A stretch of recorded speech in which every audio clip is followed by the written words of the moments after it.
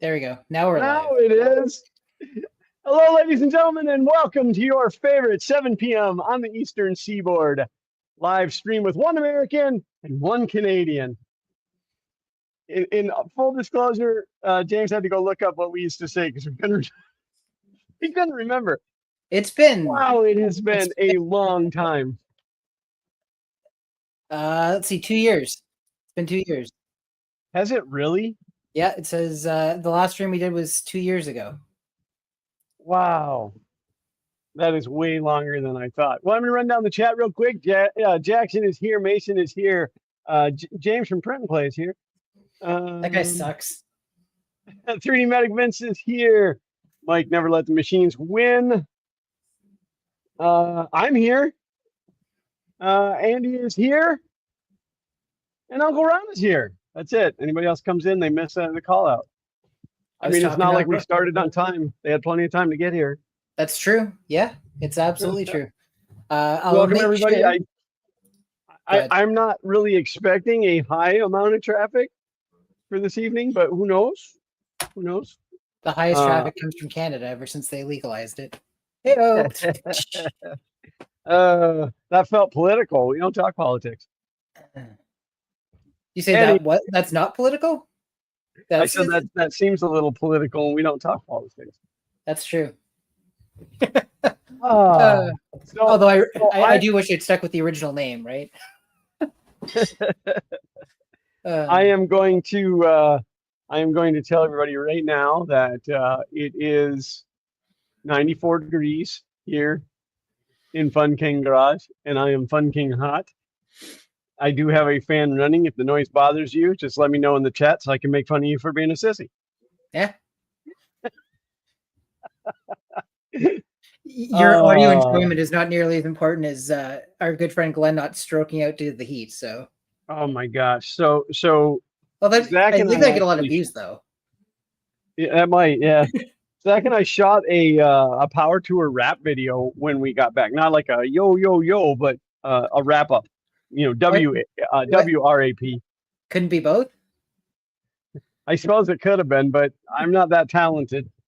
So, but we shot the whole thing in the course of about 30 minutes, pretty much sitting here in front of the car.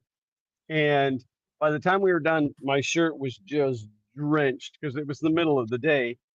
We did have the door open, but you can't run the fans because they're so noisy on camera. And Zach, not a drop of sweat on him. He was fine, and I was just drenched. And then you're gonna ask, hey, why didn't I get to see that video? Because I hated it and I didn't release it. I edited the full thing, uploaded it, and then decided I hated it. So subscribe to your Patreon to get access.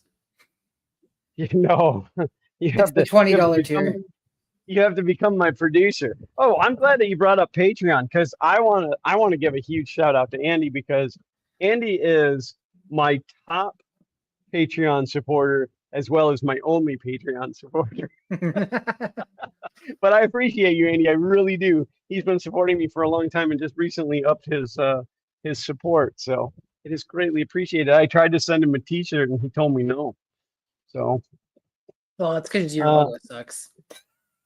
Yeah, Uncle Ron said my FKG sticker isn't centered. It's a magnet. I only put it on there because you couldn't really see that one. And this one's small, and I'm all about the branding. So I knew that. Hence the yellow and black car behind you. And as we know, your favorite color is yellow. I love yellow. Yellow is absolutely my favorite color. You know what I wish I had? More yellow 3D printing filament. Oh, you're probably running low by now. No. Not even close. Now I have run out of my yellow from IC3D. I need to order some more, but I still have plenty of yellow. Uncle Ron said it is 92 in my house. The AC pooped out yesterday. May have just got it back online. Oh, that sucks. No, he's probably kicking it. A little percussive maintenance fixes everything. Yeah, but I'm glad that he mentioned that because I got to order some capacitors for mine. I like to keep an extra set of capacitors on hand just in case. The capacitor for the kickoff, right? For the compressor. Yeah, the startup capacitor. Yeah. So they're cheap to replace unless you're in a hurry. well, they're cheap to replace unless you got to call a guy to do it. Yeah. But yeah, I can get them on Amazon for like $6 each. So just don't lick them especially after they've been plugged into power.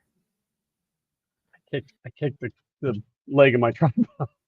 Oh, no, I've messed up the whole stream. It's all over. Is this your first? No, it's not your first stream from the garage because we've seen the garage before. Yeah, I did a project talk from here when I hung the drywall. Right. On that wall. I remember that. But technically, this is my first Fun King Garage stream from the garage. Yeah. Because that one would have technically been under Fun King 3D, which it all blurs together. I found myself introducing me to people at Power Tour as Fun King 3D, and then I go, nope, Fun King Garage, and then they're like, what? And I go, I also have a 3D printing YouTube channel that I don't use anymore. So you found yourself Fun King it up. Yes, I was just Fun King up my introductions. Carlos Michelle wants to know what this is about.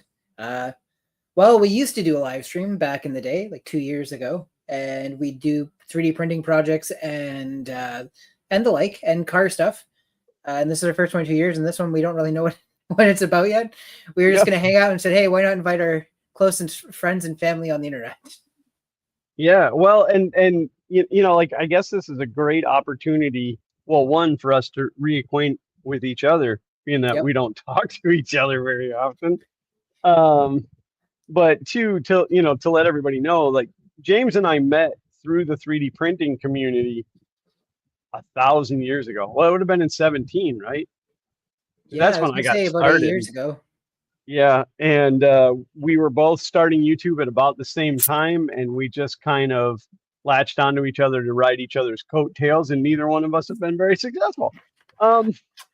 What's the garage up to, subscriber count wise? 1356. See, but 1356, no shout out.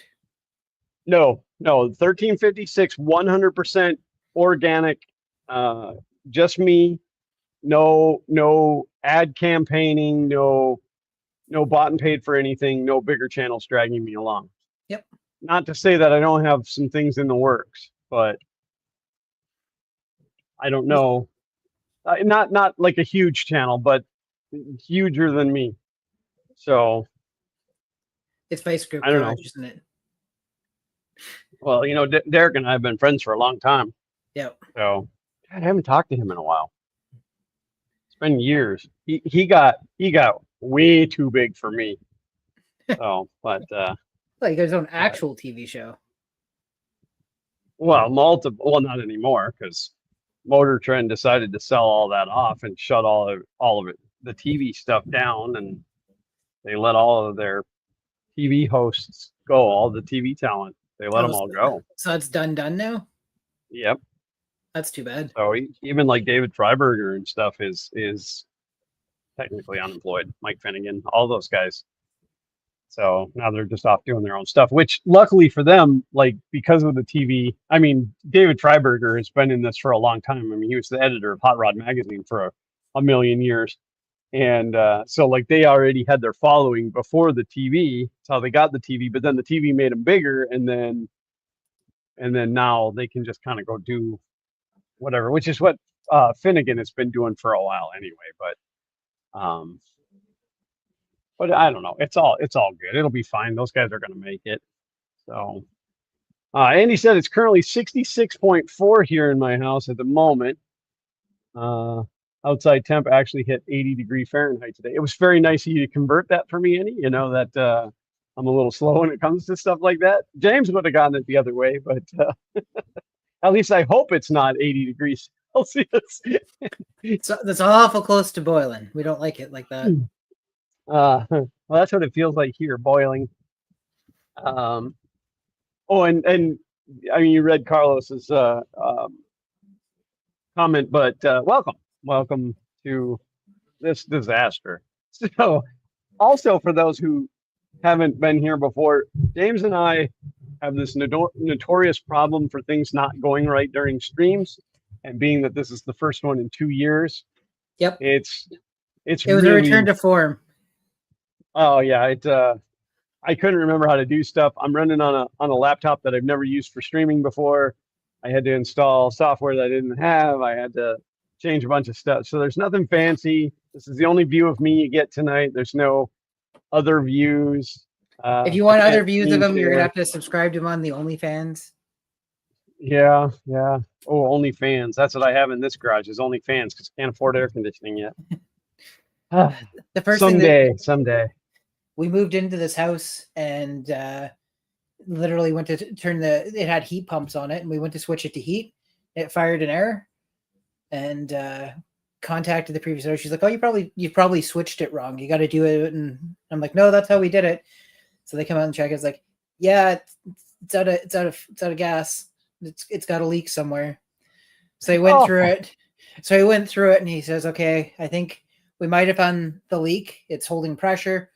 I'm going to recharge it, and if it goes dead again, then we have to investigate it further." So I charged it, and it worked for like a month and a half, and then it aired out again. I'm like, "Oh, so there's a slow leak somewhere. It's lost it." No, when they installed the condenser outside, as far as we can tell, the metal legs it's supposed to attach to were installed slightly too far apart. So rather than redo it, they just put pieces of 2x4 across and then mounted the condenser to that. As a result, it wasn't mounted level, and all the water, instead of running towards the drain, pooled in one corner and then just froze until it froze into the fins and mangled the actual pipes inside the condenser. And that's the end of that. Awesome. Can you still hear me? I can still hear you, but you look like you're not moving right now. I just thought you were real intent on my story. I'm really into your story. I don't know what happened. You might have to switch your camera off and on again. Well, there you go. All right, so now you're back. Well, this is the other camera. This is the one on the laptop. So, oh, there you go. Swap it back and forth, and you're good to go. What was I just saying about that? Everything always goes super smooth. Well, I don't know how James feels about it, but I have full intentions on getting these streams going again. I'm planning right now. So the only thing is Wednesdays is kind of the only day that works for me right now. Okay. But my intent is to do a stream I'm intending to stream every second Wednesday. Which days do work for you? I can try and see. Oh, I have to think about it because everything is just moved. Not Mondays and not Wednesdays. Guess which 2 days I have to do content creation? Mondays and Wednesdays. Mondays and Wednesdays. Yeah, Mondays we take Zach for guitar lessons, and then Wednesday is the night that I have to go pick him up from church. Well, we'll work it out because I want to start doing some live streams. I want to start doing some live streams on the garage. I just have to figure out what that process is going to look like because I don't want to just be sitting at a desk talking. That's fair. And it's always better when you got more than one person. Well, and some people don't like looking at this apparently, which is a fun story that I can share. But I can understand. People are jerks. I just want you to know that. So, Vince said I was frozen with anticipation. That's what I figured. That's where I figured it was going. Let's test. I have another camera. It looks okay. That's so fancy. That's my 4K camera that's stuck at 720p. But we can do this. So yeah, that's and then I gotta figure out which way I have to tilt it to get to where I want it to be. You know what? I'm just gonna do the thing where I move the card. There you go. Yeah, that's how the pros do it. There you go. Have you seen? I haven't found one for a DSLR yet, but they make them for your cell phone. It's a piece that goes on your tripod, like between your phone and your tripod, and then you can lock it onto yourself. And then as you move around, the camera turns and follows you. Yeah, I have seen those. Those are pretty neat. I want one of those for out here. I think that would be absolutely epic. Yeah. because I do a lot of moving around. The only thing is sometimes I step off camera if I have to scratch my butt. Which is often, obviously. Yeah. That's every time I step off. It's so hot out here. Yes, I have my water though. I have water. This is the fan for my new AC unit. That's you guys can't see right now. He was talking about Uncle Ron was asking about the GPU. Oh, new AC fan. It's so yeah. This guy here. It's interesting because one of the fans has got a missing blade right here. I don't know if you can. Yeah, you can see the space there. Is it broken or was it made broken. that way? No, it's broken off. Oh. But it spins nice other than that. And then this one is perfect, but I don't know if you can tell by how quickly it stops. Oh, yeah, it's gummed up. It don't spin so good. So I picked up off of the AliExpresses because we're on a budget now.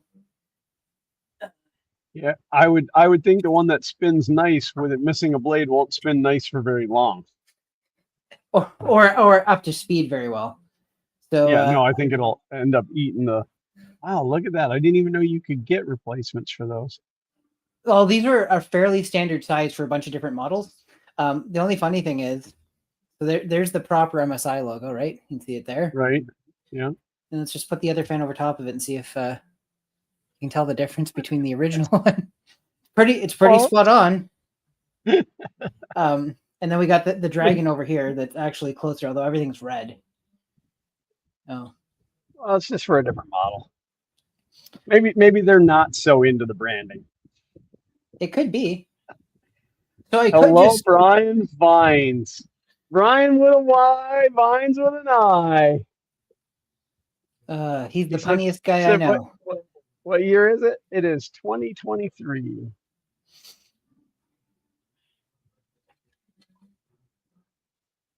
Getting the whole band back together. I think that's a joke I made. It is, but you said we were getting the band back together, so that's why I said we're getting the whole band. Which just happens to be exactly two people. Well, we could get Chris Riley on here, but he quit YouTube. Yep. Witter. Why don't you just go on a 2-year hiatus like that? That's how the pros do it. Better to burn out than fade away. Oh. What song is that from? I don't remember. Somebody here is gonna know. I can hear it. I can hear it in my head. My, hey. Yeah. Nope, that isn't it. Rock and roll is here to stay. Better to burn out than to fade away. I guess I don't have to worry about being demonetized. I'm not monetized anymore, so it doesn't matter. I was gonna say, yeah, I was gonna ask you, and then I didn't want to ask you on live stream, but so Fun King Garage right now is just over 300 hours of watch time away from being monetized. Oh, that's exciting. So I want to ask everybody to go and pull up my playlists and just let them loop. I don't care if you watch them, just let them loop, let them play. Give me some watch time, will you?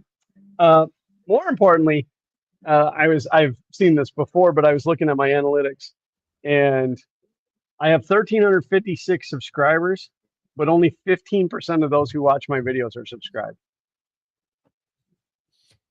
So you got to start converting people more. I mean, that would be a massive increase. I'd be over 10 grand. Yeah. So Ryan said my wife could never say the word monetize. She always says monotonized. Andy said that's what he's been doing. I don't doubt it. Andy is absolutely my greatest fan. He promotes my stuff all the time, and it is highly, highly appreciated. And Paul Cumber has joined us. Hi, Paul. How are you? We are getting the whole band back together because you know what? The most important thing is the audience. Well, absolutely. I mean, I think they come here for each other, not really for us. And they just mute us. They're all hanging out in chat. Yeah, they come here to hear us say their name, and then Yeah. Like, I'm famous now. Goodbye. somebody said my name on the YouTubes. Yeah, I was, because you and I started planning this over a week ago. In fact, I True. panicked because you sent me a message on Thursday and said, "Are you ready for Wednesday?" And I'm like, "Oh my God, did I get this late?" Because, Oh, like, in was it supposed fairness, to be yesterday and not 6 right, days yeah, from I now? don't really look at my FunKing 3D X account very often. Um, and so then all of a sudden I'm like, "Oh my God, did I miss it?" And then I looked and the time was right, and I thought, okay, he must be talking about next week. And so at that point, my thought was, well, yeah, it's a week away. There's plenty of time. I didn't start readying my stuff till today. It's tradition. It's not because I'm a procrastinator. I'm just really busy. I got a lot going on. So I was telling Or James before the stream started that I'm in kind of a funk.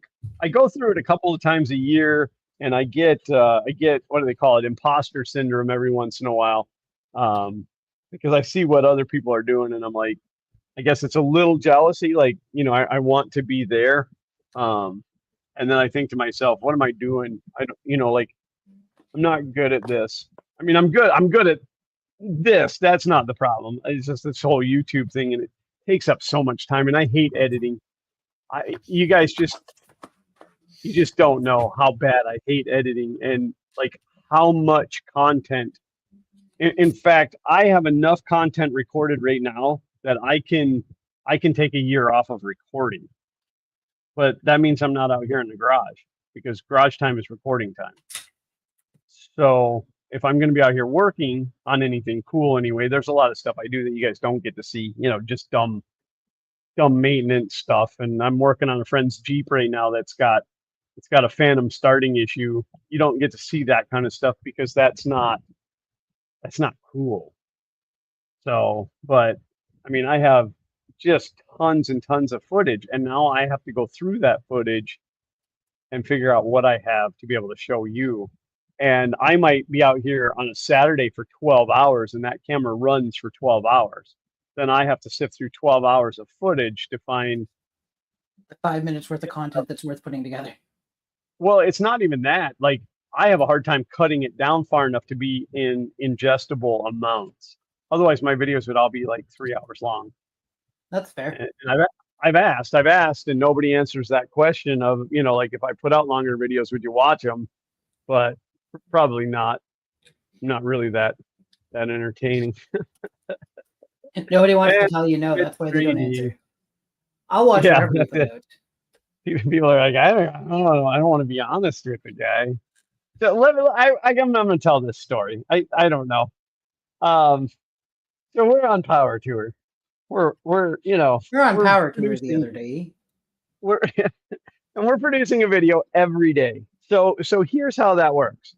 I have to get up at about 6 o'clock every morning to get everything ready, to make sure the car's ready, to have time to eat breakfast, to get on the road for the next venue.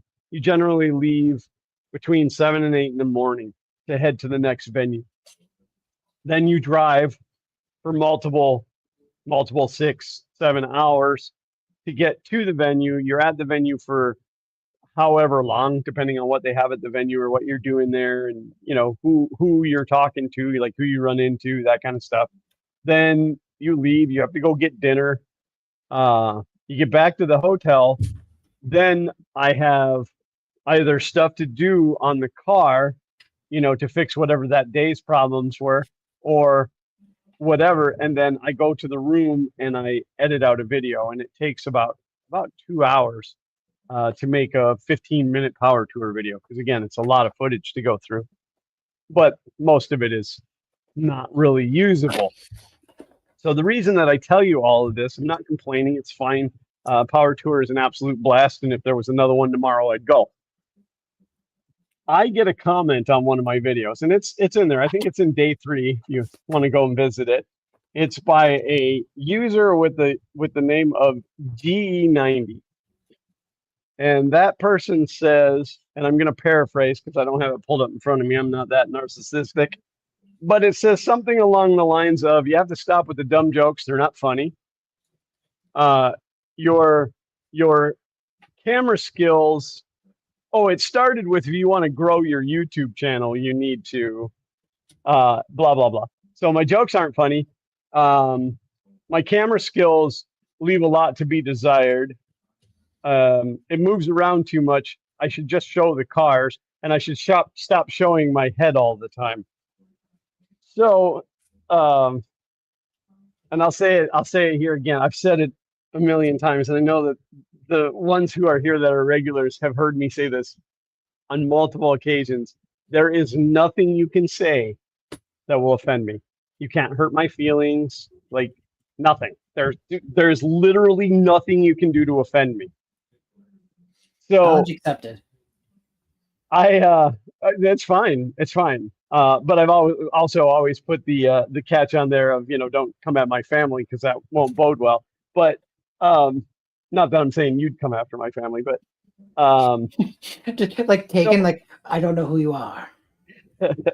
If it is money you're after, I don't have any. What I do have is a special set of skills.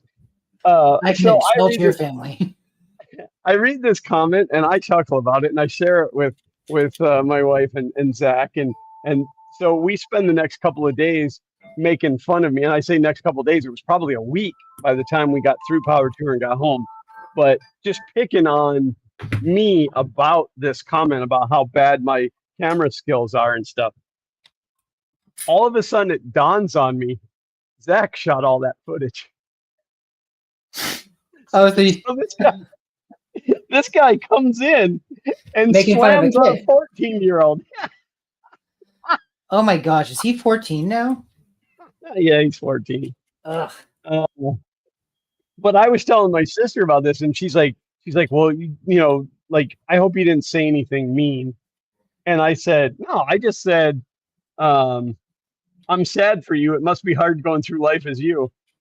It was all I said. That wasn't mean, right? And and so she scolds me for that, and I'm like, oh, that wasn't what I wanted to say, because I went. Not that I think this guy's gonna be watching my stuff. Mad Mike 8 has joined us. How you doing, Mike? I don't think he's gonna come in and watch my stuff ever again. But I went and looked at his YouTube channel. He's been on YouTube for like 11 years and has like 55 followers or 55 subscribers.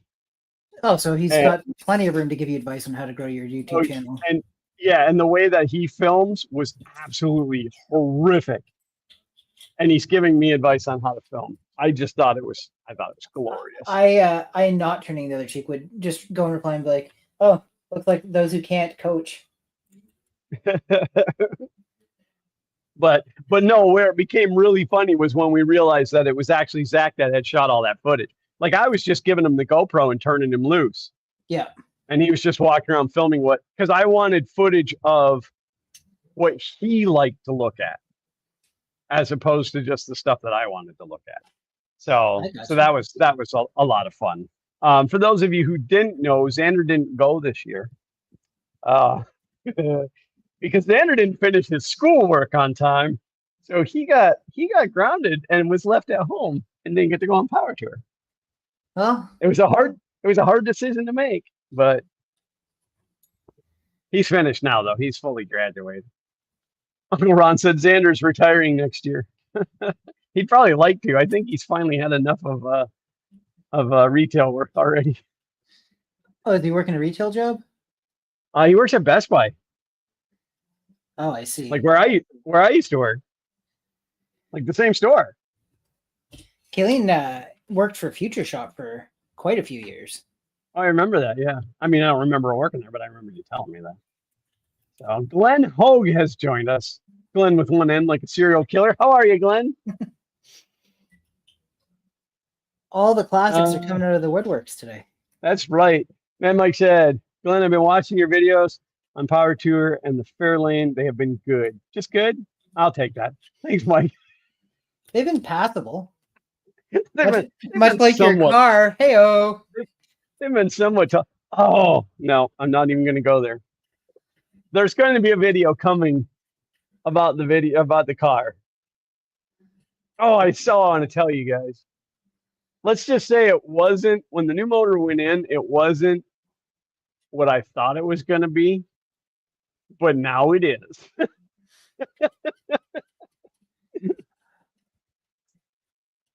I should really Like I take said, a. James, it's good to see you back. Hopefully the family is doing good. Yeah, my wife sends love to your wife as well, James. I will let her know. She may or may not be watching from the other room. Probably may not. Yeah, my wife most certainly is not. Kayleen tuned in for last week's, and I appreciate that. I can't expect her to tune in every time, but well, Grisilla did tell me that if I do live streams, that she will work as my producer and yell questions and comments to me so that I can respond to them, so I can still be doing projects. I really did plan on having some stuff to work on tonight. It just had a rough day at work, so a lot has changed. I'm not an estimator anymore. I'm 100% IT now for the same company, and they've given me some new projects to take on. So I'm balancing everything that I was already doing as well as these new projects, and still managing the estimating department and writing the tools for the estimating department. And both the people in the estimating department are out this week on vacation at the same time. So you're basically estimating again, is what you're telling us. Yeah. So they all reached out your to me bands today. got back together. They reached out to me today and asked me if I would take a look at a project that they're trying to sign a contract on that didn't get estimated fully, and I have zero background knowledge of this project, so it's going to be fun. It's going to be real fun. So it'll be Fine King 3D. I'm sure. Oh, I just got notification that my dinner is ready, except for we ate 2 hours ago. Oh, did you have takeout today? No, but Grisilla announces it on the Amazon device. Oh, I see. The thing with the other A name. Uncle Ron said, James, are you and Kay all settled in? Pretty much. We've got my entire video game collection is still in boxes. We've got an area in the basement that it's going to be set up in, but we need some electrical work done before we can do the shelving. We moved in and started setting things up, and we set up our desks for our computers and plugged them in, and found out that the outlet where we wanted to have the computer set up does not work. Awesome. So we think what happened is that there's a fireplace in the basement, and the fireplace was replaced a year or two ago, and the fan, I think, was originally hardwired, and so it went from the fan connection there to that outlet. And when they replaced it with one that plugs in, so it's plugged in on the other side. And I think they didn't reconnect the outlet. Oh, yeah, it didn't loop it over. Yeah, exactly. So we're going to take the opportunity to put some pot lights and stuff in the area, because there's no ceiling, there's no lighting in that section. And we'll put in a fresh line from the panel to make sure that we've got more than enough power downstairs for everything we're running. Yeah, that is one thing. When I did that, when I built the house, like, my family made fun of me because, like, in my kitchen, I pretty much have an outlet on every stud. There's so many outlets, like, in my kitchen and stuff, and you know, my family was making fun of me. Not like my wife and kids, but like my mom and my dad. They, like, do you really need that many outlets? I've never had a time where I went to plug something in and went, man, I wish I had somewhere to plug this in. Better too many than too little. Bob Carnes is here. He says more power means more printers. In the kitchen. I have one printer plugged in currently, and that's my Prusa. That is the only. I mean, the FK1 is still technically plugged in. Yeah, I mean, it's not plugged into power because I use that power outlet for Christmas lights. So it's technically unplugged right now, but like, it could be plugged back in, but all the rest of them are just sitting in corners. At the point that I had to empty my studio here because I gave it to my wife, she's done marvelous things with it, just not for me. All that stuff went back upstairs. So now I'm trying to work out. We have a bonus room. So it's a room that's not under heat and air. That was always the kids' playroom. You just leave the door open and the air conditioning goes in there. But neither kid uses it anymore. So I'm thinking about making a bench in there and putting all the 3D printers in that room. Which the best actually, room to do is the one with no airflow. I was gonna say, but it would be good. Like I could do ABS and stuff in there because there would be Only no air ABS. blowing on it. What's that? Only ABS. Yeah, well, I've never printed ABS. Well, no, that's not true. I printed ABS one time by mistake because I was told it was PLA. It was certainly not. This is a rare occurrence for me getting a graphics card that I'm repasting. I just took out the last of the screws, and I believe the heatsink came off on its own. Wow. I mean, that's great, but that's not good. Well, because, yeah, that doesn't, I don't know if you can tell. I'm sure you can. I'm going to. That paste looks pretty dry. And also almost not existent. Yeah. So. Well, I'm sure a lot of it cooked out of there. I'm just looking. You said that graphics card was from when? What year do you know? Well, I know it's a well, it's a 970, so that's what generation? So it's at least 6 years old. Like probably 1978. I not only did it come off right away, the VRM cooling, none of the pads broke, which is pretty rare. So I'll take the win where I can get it. I'm going to put that back on. Popcorn said, I missed it. I just caught it. It said, my only critique of Glenn is that he's a terrible judge of age on the internet. Because I thought Bob was like a really old guy. I mean, to be fair, I tried to tell you he wasn't. You didn't believe me. I kept saying, that guy's like 80. And James was like, no, he isn't. Oh, that's so funny. Also, hi, Bob. I think I've been rude, not said hi to people as you've been doing the welcoming and stuff like that. Well, again, that's the nice part about having two when you're working on a project. The other person can watch the chat. Mad Mike said heatsink powder. Don't make your Viking. Says hello, James and Glenn. Hello. Well, I'm gonna put the VRM cooling back on so it doesn't get damaged. Adam Brazard said it's 11 years old, Jay. Don't tell me that. That makes me feel old. I can't call you Jay. Everybody else does. Because K and I go by J and K. I know, which is kind of funny because it's like Men in Black. But like your Facebook is Jay, and then like your birthday was the other day, which if you guys didn't know, it was James's birthday the other day. He's 54 this year, and as the crow. Well, Canadian, they exchange. But so like people were like, "Happy birthday, Jay! Happy birthday, Jay!" And I'm like, "Who the heck is Jay?" Well, it's not that. It's like in my head, they just like. They looked at your name on Facebook and then they're just going to call you by that name. Like they don't know you. They don't know me like you do? I've always known you as James since the beginning. Like Genesis.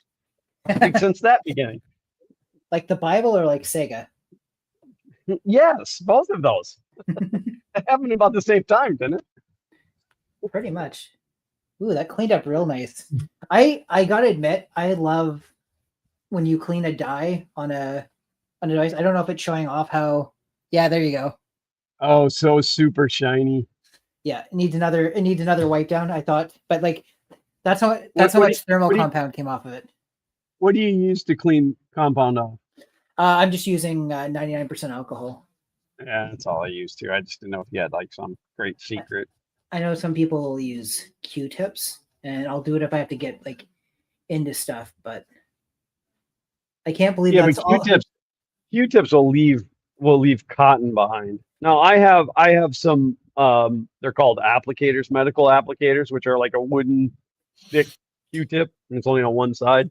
Yeah. And they're like, 6 or 8 inches long, whatever.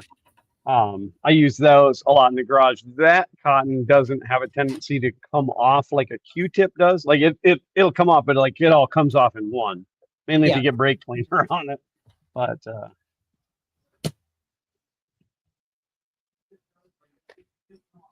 yeah, everybody's just chatting amongst themselves. Why are we even here? Sorry, my jokes are funny. Yeah, I think somebody told me that on the internet about you. Probably. Was his name G90? They said if I wanted my YouTube channel to grow, that I should stop live stream with you because your jokes aren't funny and your camera sucks. My camera skills. My camera's wonderful. Oh, sorry. He's been saying other stuff about you behind your back. Oh. So I bought that other Sony camera while we were on Power Tour. I went to a Best Buy and paid like 500 buckaroos for it, based on the suggestion of another YouTuber. And like he was telling me, yeah, it's really good for this and this. This is my only complaints about it. And it was just petty stuff. Like it wasn't like the dead cat blocks the power button. It wasn't anything major. It was fine. And so I was excited and I went and bought it because my big camera, my full frame, is a Sony. And the small one, which is a vlogger camera, like it's in the name of the camera, the word vlog. But when you use it, even with the facial recognition on, it will not stay focused on your face. That's plus weird. The light adjustment, like if I filmed with light behind me, I would be a silhouette. So I took some video coverage of this beautiful 65 Mustang that was at Summit Racing. It was like Pepto-Bismol pink. It was awesome. But because it was parked in front of the big window, you can see it, but you don't get the full effect. And I thought about it all the way home, and I told my wife, I said, I'm not keeping a $500 camera that doesn't do what I want it to do. So I took it back. Yeah, I took it back, got my money back. So my complaint with the GoPro, I love the GoPro as far as when it's completely turned off, you push the record button, beep, beep, beep, it's on your recording. So if you're driving along and you see something, you're like, oh, you can hit that button and boom, like within just a couple of seconds, you're filming. But it overheats constantly, and the battery doesn't last. And it's never like, hey, the battery's getting low. You'll just go to turn it on and it won't work. So if he films with lights in front, then he's a rocket. So I did some digging in GoPro. It's an official accessory. It's a grip, and I forget the name of it, but it's a grip, and it plugs into the camera, into the USB-C port, and the grip itself is a battery. So you don't run a battery in the camera, so therefore it doesn't overheat. And the battery that's in the grip is supposed to record for like 8 hours worth of 4K. So that's pretty decent setup. Yeah, and I can pick it up for about $100 US dollarinos. So that's like 5,000 Canadian right now. Yeah, well, I can't imagine our monies are too far apart at this point, but I think it's 30 cents. That's a rabbit hole that we shouldn't go down. But yeah, so I'm going to give that a go. It will get political. I get enough of that already. Okay, I need to pause for like 2 minutes because I got to run down. I don't feel right putting this back together with a bit of the dust underneath there. I'm just going to go blow it out in the garage real quick. I have a garage now, by the way. That's probably the biggest. Wow, that's amazing. It's where my laser cutters are right now. Just one garage though? So far. That's not even a joke. Well, that's legitimately so far. We've discussed where the second one's going to go. Awesome. Okay, so give me 2 minutes or less. Yeah, no, it's fine. It's not like I don't know how to talk. It's you don't know how to shut up. That's the that is the problem. You ask my family, that's what they'll tell you. Okay, I need to try and keep my headset on. I should be able to hear what's going on. All right. Yeah, so I want to say that it would have been Tuesday night on Power Tour. Yeah, because we had gone to Joliet, Illinois, which is just southwest of Chicago, and I didn't want to be anywhere near Chicago overnight. So I picked a hotel that was like 45 minutes southeast from there. And so we were kind of in the outskirts, but there were still power tour people there. Like pretty much any hotel that you stay at within even 2 hours of the venue, you're going to have power tour people because there's 10,000 people or 10,000 cars. So I was in the parking lot talking to a guy, and I always tried to park the car somewhere near the room so I could see it from the room. And so my I had told my wife earlier that day that I like to watch out the window at everybody standing around in the parking lot talking, and I make up conversations for them. And so her and Zach were doing that to me and Bill, the guy that I was talking to, and Zach sends me a picture and he's like, "Look at these losers." So, but yeah, they make fun of me because like I can't go from the car to the hotel without like 14 conversations, but that's what I'm there for. I'm there to talk to people about cars. Uh, I'm just gonna try to catch up on chat. And he said, enjoying the big glowing ball in the sky this week. Oof, not here. That big glowing ball is hot here, but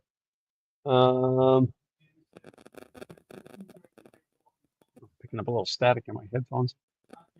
Bob says, we'll keep you occupied. That's good.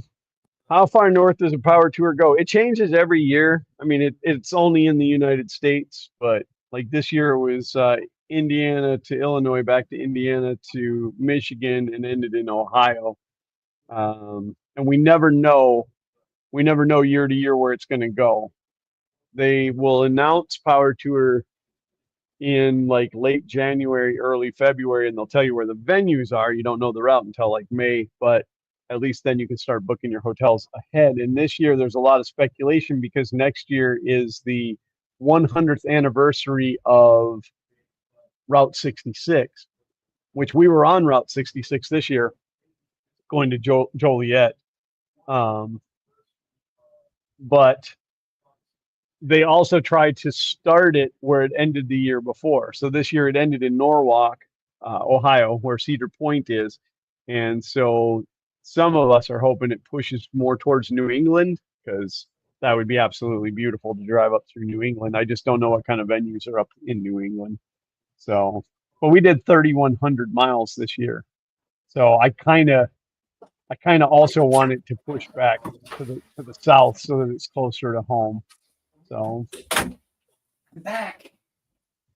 Uncle Ron said, when Glenn and I get together, we talk until one of us starts falling asleep, which admittedly is usually me. I think that looks better. Oh, that is nice. Yeah. Quite shiny and clean. Now we just got to put some goop on it. And he said, I kept meaning to ask, how long does it take you to drive back home? So this year was a little bit different than last year. Last year, our last day of driving to come home, we did 15 hours, and it was way too much. In fact, I thought for sure that was going to be the end of it for my wife, that she wasn't going to want to go. Sorry, I've reached my disc quota on my hosting service. Yeah, I didn't think she was going to want to go again, but she hung in there. She was a trooper, and she had a lot more fun this year than she did last year. But this year we left with an extra day to go, just in case we had automotive problems, which we did. Spoiler alert. But it didn't. Yeah, it didn't hold us up for a whole day. No, that story is going to be real fun. Fun King. It's in the rap video, but you're never going to get to see that one because it was horrible. It's like 35 minutes of just me talking, and that's just not fun. So, plus my camera skills suck. So we left on Thursday morning to be, technically we didn't have to be at the venue until Monday, but we wanted to get to the venue on Sunday so we could pre-check in and get our credentials and stuff. So we could have left as late as Friday morning and still been fine, but it worked out. We took our time going up. We stopped at a whole bunch of guitar centers for Zach. Like he got to see all these different guitar centers and stuff. So that was it was a good leisurely run up. I wasn't stressed out about, oh, what if the car breaks again. And then power tour. Oh, it rained. Oh my God, it rained all the way up and all the way back, but not a drop on power tour. Power tour the whole week. The weather, the hottest day was 84 degrees, so it was absolutely beautiful. But coming home, let's see, Friday was the last day. We stayed in a hotel that was like an hour away from the venue. We were right over by Summit Racing in Ohio. So we got up Saturday morning. We went to Summit Racing, and then went to the JM Smuckers company, which does like Smuckers Jelly, and they own a pet food company. They own Hostess Cakes. They own a whole bunch of stuff. They have like a big store that you can go to, and they have all the different products, all these different. They own Jif peanut butter. So we went to Summit Racing, and we were at Summit Racing for like a long time, couple 3 hours. We were there a long time. In here, Thunder. Then we went from there, we went to the Smucker store, and then we were coming home. We found this really cool place called Lehman's, and all of this will be in the wrap video. But so it put us technically a half a day to a day behind. So we didn't get home until Tuesday. Yeah, so we technically were done on Friday, but we didn't get home till Tuesday. So that was a long way of saying it took us 4 days to get home. Friday to Saturday to Sunday to Monday to Tuesday. Yeah, 4 days. So we had a couple minor automotive issues on the way home. Both of them were terribly scary, and we could have died. But we didn't, because here we are. So congratulations on surviving. Yeah, thanks. Bob Kern said, heck of a jump from Florida to participate. Yeah, but like my first year in 23, it started in Atlanta, which is only like 5.5 hours from here. So that wasn't so bad. So Paul Kummer said, love to see that sweet ride in person. Paul, that could very possibly happen one day. I have intentions on taking it to a lot of events around the country. So just, keep an eye on the channel. I'll always announce that stuff. Just none of them 3D printing related. No, probably not. There is 3D printed parts on the car, though. All the yellow is 3D printed in Fun King yellow. It's actually it's a carbon fiber infused PETG by Polymaker, and I needed something that was going to be strong, and so. Which actually it didn't need to be strong. I needed it to be more heat resistive than anything, which I found out it's really not heat resistive. Not so much. Yeah, that story will come later too. But like my transmission dipstick, I 3D printed a spacer to get it off the firewall and stuff. It's so there's some 3D printing in there. So that's pretty cool. Uncle Ron said, I am an old fart. He only sleeps about 5 hours a night anyway. I got to have 8 hours or I'm just absolutely a jerk. Oh, yeah. Blame it on the sleep. And Uncle Ron said, well, this year she had the bonus of nailing a kid in the face with a Hot Wheels. I absolutely am so sorry that did not make it to film. By next year or the next event, we're going to try to do Cruising the Coast in October. I don't know if we're going to make it, but we're definitely going to do a day or two at the Turkey Run in Daytona. But I want a dash cam, preferably a forward facing and a rear facing. Except I heard a forward facing instead of forward facing. A forward facing. I wanted to face the Ford. No, I'll have the one on the windshield to face out the front of the car, but the one that would typically face out the back window, I want to turn and face it into the car so that you see us driving, Well, I mean, there's only me driving, but, you see us in the car. and then maybe that would have picked it up. But we have, over the course of now 3 power tours, we have thrown about 500 Hot Wheels to the kids. And keep in mind, it's not only us. When you drive by these kids will be standing out there and they'll have 100+ Hot Wheels at their feet. Like, there's a lot of people throwing Hot Wheels, but these 2 kids in particular were standing closer to the road than normal. And when we went by and she threw the Hot Wheel out, it made a sound I've never. It sounded like, "Ah, my face!" No. It just, like, when you throw a Hot Wheel out of a moving car, the car inside the package makes a noise. And like, it's kind of a, and this was like a,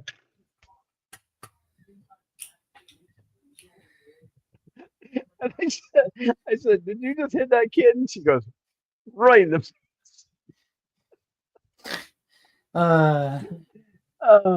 We should have gone back. We should have gone back to check on him, but we weren't in a spot where I could turn around. And I don't know if I really cared enough to go back. It's a Hot Wheels. I mean, how like, we weren't doing 100 when she threw it. We were probably doing 30 miles an hour, but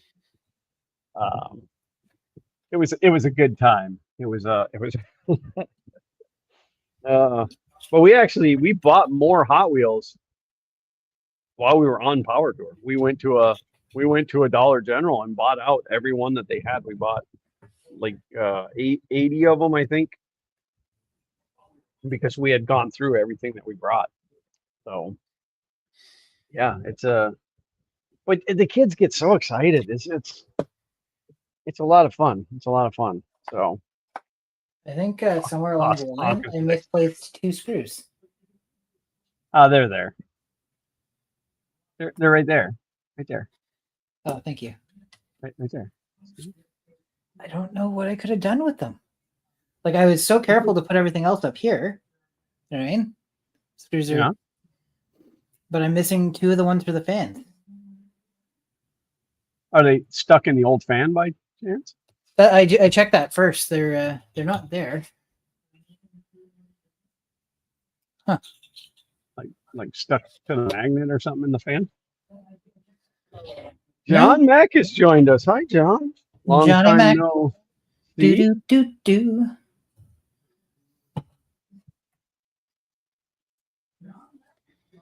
Mike, never let the machines win, says everyone like that smash button and show your support for the channel. Yeah, James's channel.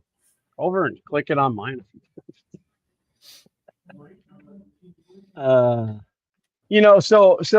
I said earlier that, like, I'm about 300 and a little more hours away from being monetized, which is super exciting, except for I don't know if I want to put ads on my videos. Yeah, because as soon as you see how little you're making, it gets disappointing.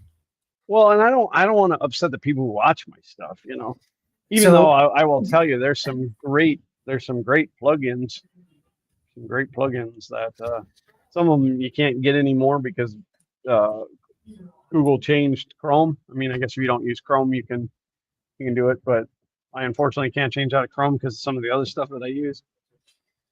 So the thing is, darn it. The thing is, whether or not you are monetized, you still have ads playing on your channel. It's just the money. Well, I was going to say, didn't they start running ads even on channels that aren't monetized? Yes, they did. Yes. All right. Well, I'm gonna make this statement. I said this years ago for 3D. I will never, ever, ever, ever, ever, ever, ever run a video in the middle of my ad in the middle of my video. If you have a choice. Because I don't think I've ever had that problem on any of my videos. Like they used to ask anyway. I don't know. It's been a while since I've been monetized, but they used to ask if you wanted interrupting ads. I don't know what they called them, but yeah, I don't know what the functionality is like if you're not monetized and they're just calling the shots on your behalf. Yeah, I hate that so much when you're watching and like if you're watching how to do something or, you know, watching to learn something and they're like, but remember, do not. And then all of a sudden it's an ad for, you know, a fishing game or something. And it's like, really?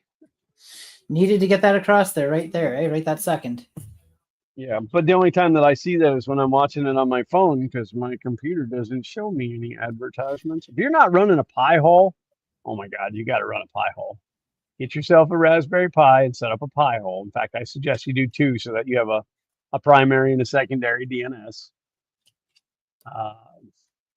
But I found a plugin and I can't remember what it's called. I might be able to look here. In fact, it should be synced across. But there is actually a plugin that you can run that if the people have like sponsored, like let's take a break and let me tell you about what's the food one, Food Factor or whatever it is. Yeah. And it's just the YouTuber doing it. I have a plugin and I don't see it in here. I can't remember what it's called, but it's user run sponsor block, all one word, sponsor block for YouTube. So like if you watch a video and a promotion comes up in the middle of it, that's not a YouTube advertisement. You can actually, there's a little toolbar and you can click on it and you can go, this is where it begins, this is where it ends, and you can tell it like skip this. And then the next guy that comes in with that plugin, when it hits that point, it shows like yellow on the time bar, and then it just skips it. It just hops over, and the little thing pops up and says, you know, sponsored ad skipped or whatever. And you can click the button if you want to go back and watch it. But it just gets it gets really annoying when all people do is promote. And I'm not gonna call them out because I love the channel. I watch their channel all the time, but they did a video the other day promoting a camera. The video was 15 minutes. The sponsor ad was like 9 minutes of that video. It was horrific. It was horrific. And the comment section was just skinning them alive. So, but I didn't have to watch it. It skipped it. So John Mack said, or just have YouTube Premium. I'm poor. Have I introduced you guys to Faith?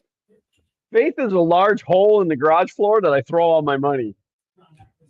In fact, I am on a very strict don't spend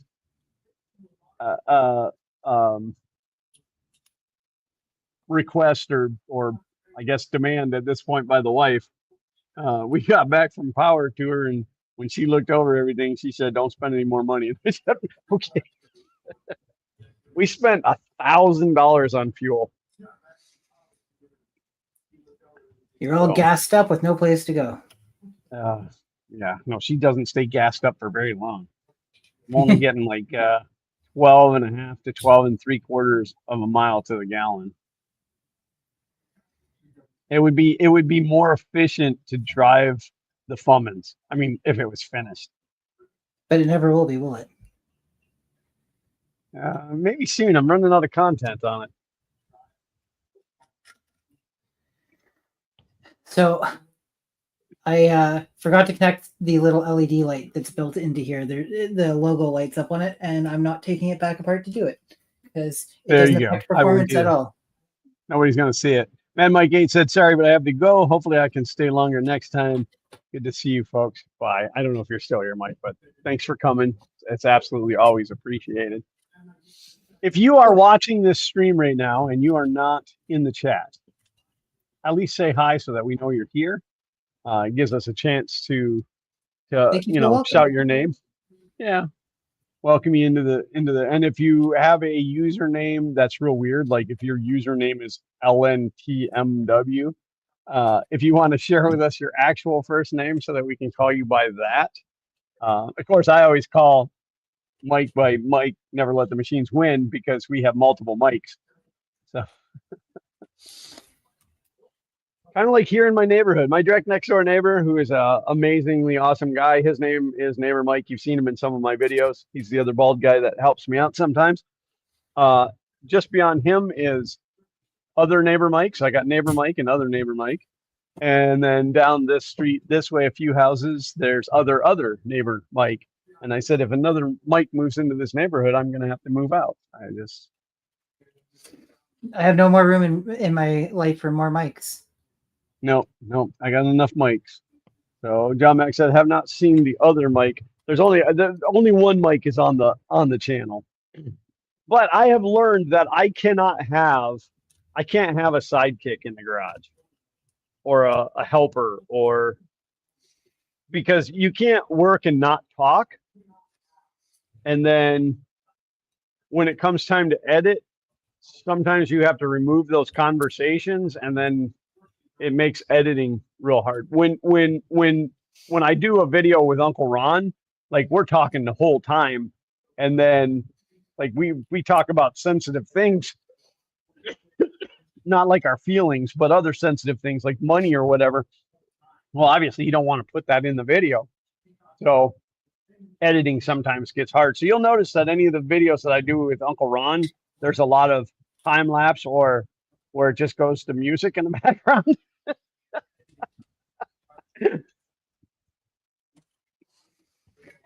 Translation, Glenn doesn't play well with others. Yeah, well, I can't not talk. Like it's just hard. No, if it's a portion of the project where you're like when we were putting the rear axle into the Fairlane. Did I release that video yet? God, I got a lot of back content to release. Neighbor Mike was over here helping me with that, but we were so concentrated on getting that in there. The whole conversation was about getting the axle in so that I could use. But if you start talking about your feelings, it may be a better help ads coming up. Hey, maybe that'll lead to your first big sponsorship on the Fun King Garage channel. My first sponsorship. Harbor Freight.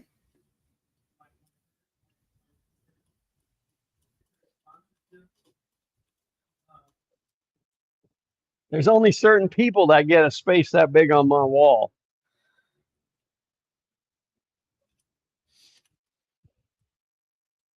It's a pretty big poster.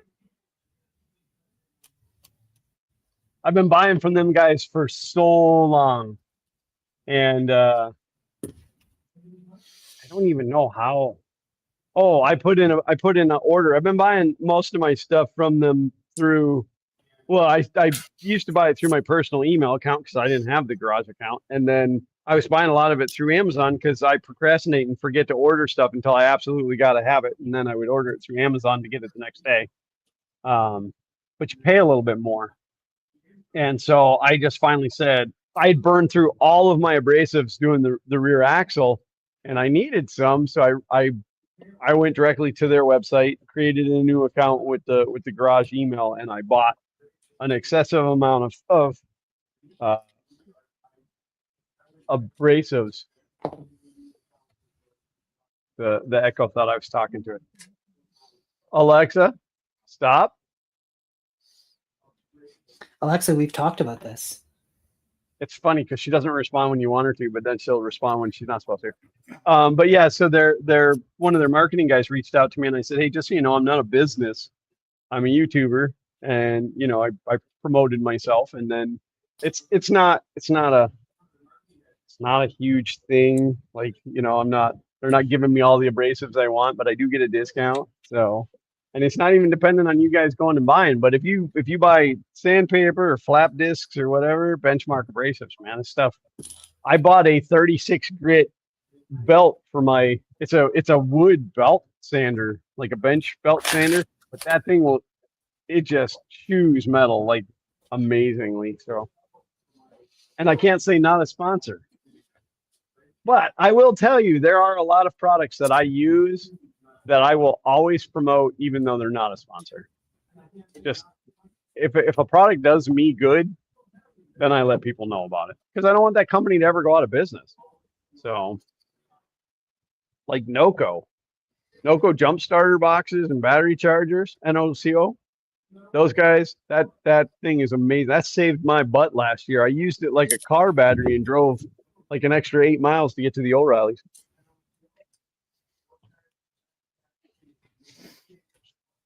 I am actually working on another sponsorship. Not like, I guess not really, kind of a project sponsor. It'd be like a one-off, at least for now. So I've reached out to another company just to see. I mean, not big deal, a couple $100 worth of product, but it's also a company that I use on a regular basis, and they don't know this, but if they say no, I'm still going to buy the stuff because it's the stuff I typically use. So I should have just. I can't leave it disconnected now. I thought I could get.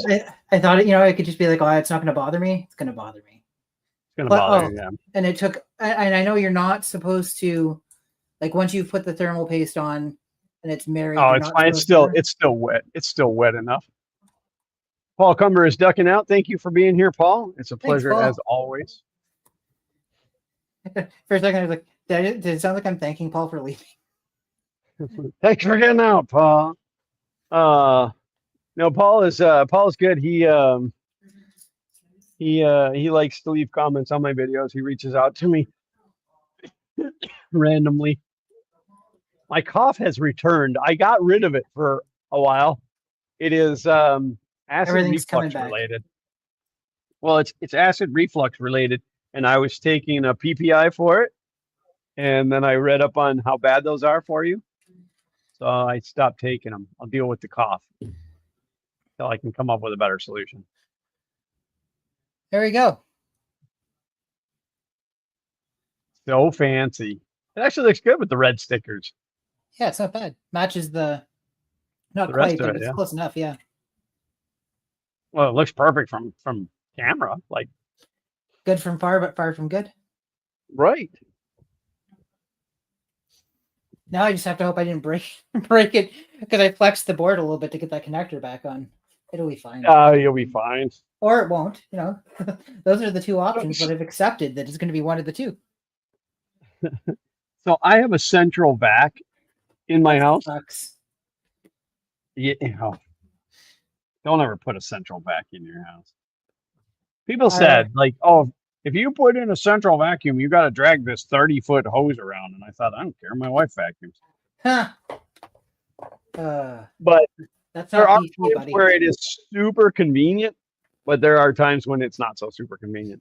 And then I should have mounted it to the wall in the garage that's on the house, the car park. But I didn't. I put it in the utility room where the water heater is upstairs. So every time I go to empty the vacuum, which has got like a 5-gallon bucket on the bottom of it. So every time I go to empty that, I then, like, you take it down and it's dusty and you got to carry it real careful. And then you got to empty that out without causing a big dust cloud. But anyway, I've squirreled. I know, shocker, right? But I think it got, when the house got hit by lightning years ago, I think it took a hit because it started doing this weird thing where, like, it's supposed to, when you plug the hose in, it's supposed to turn on automatically. Well, it wouldn't. But if I went up there and clicked the manual override switch, it would fire up.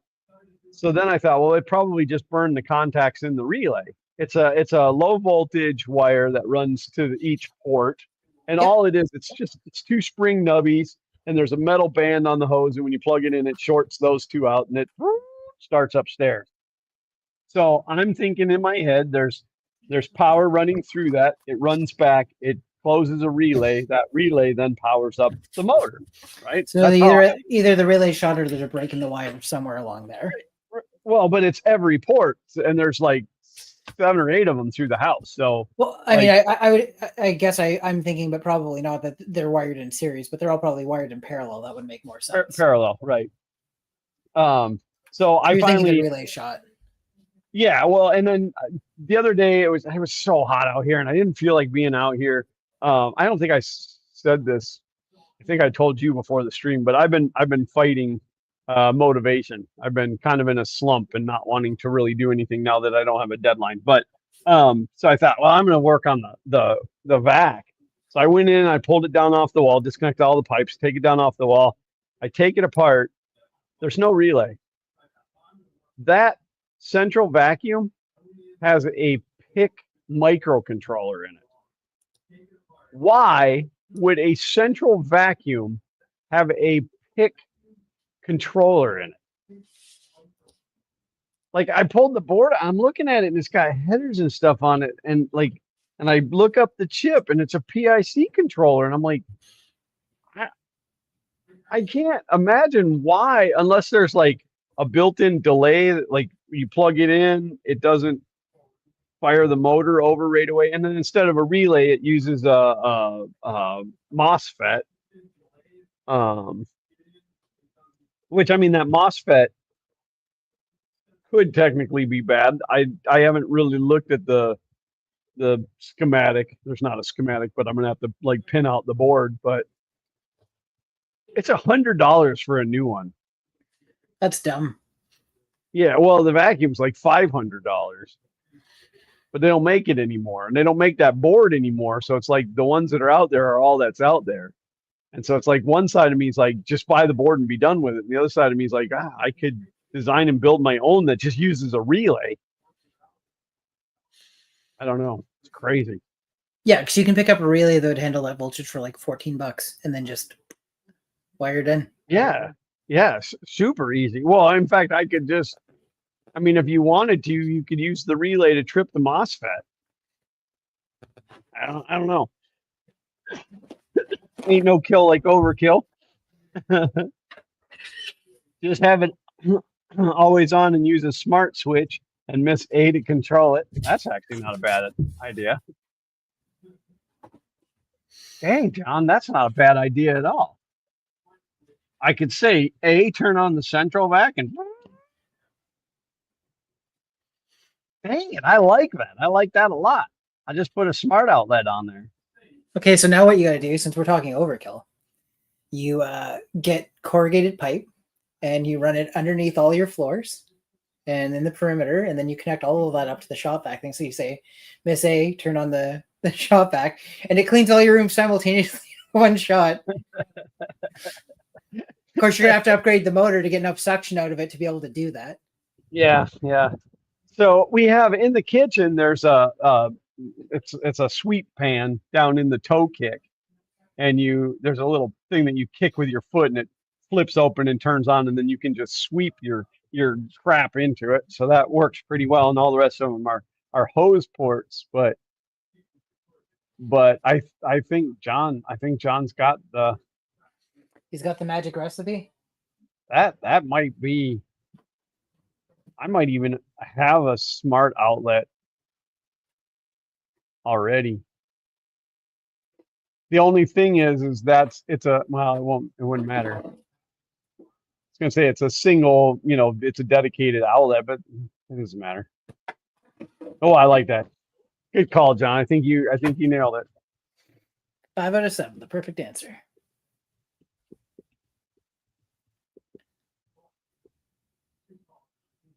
Mike said maybe for specialized attachments control. The only thing that's weird is the $18 for a 4-pack of the TP-Link, and TP-Link is what I use. That's a good deal. I'm gonna have to go. I'm gonna have to go get those.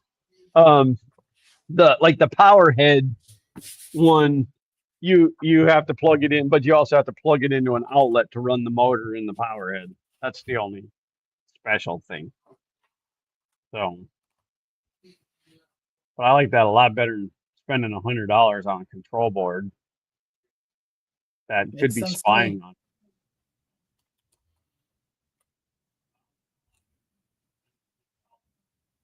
Yeah, that'd be pretty awesome. Because as much as I hate home automation, and I know it's always listening, I know it's listening to me right now. I have one of those in like every room of my house, including the bathrooms, even though they're like, don't put it in your bathroom. I got it in the bathroom. It's listen to you poop. How I control my music. When I'm out here and I'm jamming to the music and stuff, and then I go to film, I can tell her to pause, film, tell her to play. I mean, our phones are listening to us anyway. What's the difference? So not everybody forgets, but that's one thing I've reiterated is like when you say "Hey Google" or whatever to your phone and it responds, that's not when it starts listening. That's when it starts replying to you. Right. Yeah. Yeah. It has to be listening for it to understand its pickup word or its keyword or whatever. Yeah. Oh, transmission fluids on sale. But not headlight fluid. No, no headlight fluid or brake light fluid. I probably use too much thermal paste, so that's perfect. Starting to clean up the dust bunny that came out of that. It was quite the amount of dust, considering I had to blow it a bunch more. But now it's good as new, probably, or broken. It could be either. You know what I found when I was moving, or when I was unpacking? Remember this? Oh yeah, I remember that. I've held that. Did you ever get it sharpened? No, it's good enough for opening boxes. Huh. I gotta figure out if I can do anything for the handle. It has a bit of scuffing on it, but. Hey John, you don't happen to have a link to those TP link ones, do you? No, he's just offering you his 4. Oh, that'd be all right too. All the ones I'm seeing are like $30.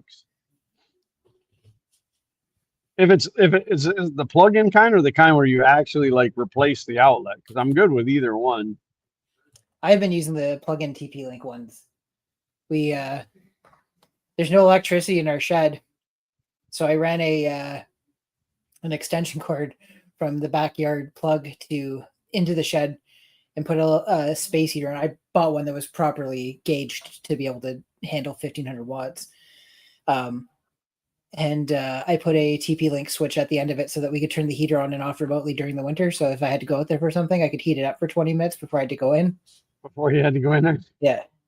It wasn't insulated or anything. So we turn it on and it would, it'd go up 5 or 6 degrees and it'd be enough that it still, I mean, take the chill off at least. So Kay said, I have mine too, good for camp.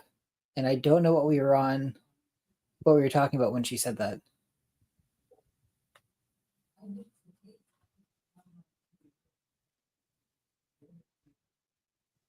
He has one too just for camp?